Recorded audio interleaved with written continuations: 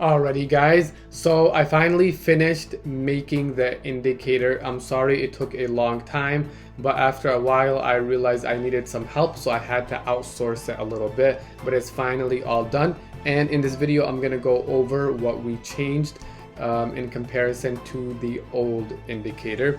So if we go to the indicators tablet here, this is what it's called, best supply and demand indicator, and this is my username, and this is how you find it. So we'll just X out of that. So this is what we pretty much changed in this. As you can see here, the price for Apple right now is 162.06, and there is a resistance area above it, so now it becomes red when there's resistance, and you can see all the zones below it are green because these are possible future support areas. And if Apple breaks through here, this will then become red automatically, so that's pretty cool. Another thing that is a little different is that there is a buffer as well. Since these are shaded areas now instead of lines, we kind of need a buffer, so I'll show you what that means. So as you can see here, depending on your risk to reward, for me, if it breaks below these levels, that's when I would sell for a loss. So as you can see here, Apple, its area is 157.33 all the way until 157.43. If that's not enough for you, that's only 10 cents. This buffer is where you change that. You just go to settings, and these are the same as before. The 1 week you can change it to whatever you like. You keep the previous 10, but this is what you change. So the buffer is the size of the shaded area. We can change it to 0.09 if we like, and it makes that a little larger depending on the stock that you are trading as well. If it is a higher priced stock, you need to make that buffer larger, obviously, and if it's a lower cost stock, you need to make that buffer lower.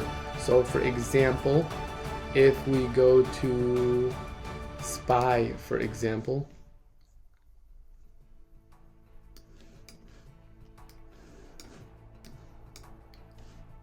we can see that this range is kind of small. You can go to the buffer and enlarge that if you want.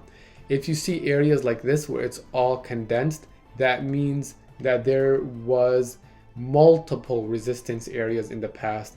So there's a lot of resistance areas in the past. So that's why you see a lot of selling pressure. You see that huge wick right here.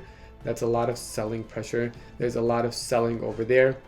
If we go to Amazon,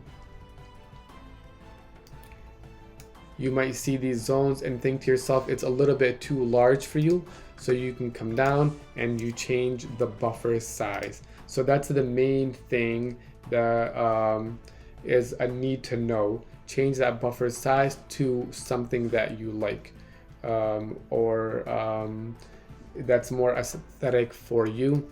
So we can see right now Amazon is at a resistance level. If we break above this level, this will turn green.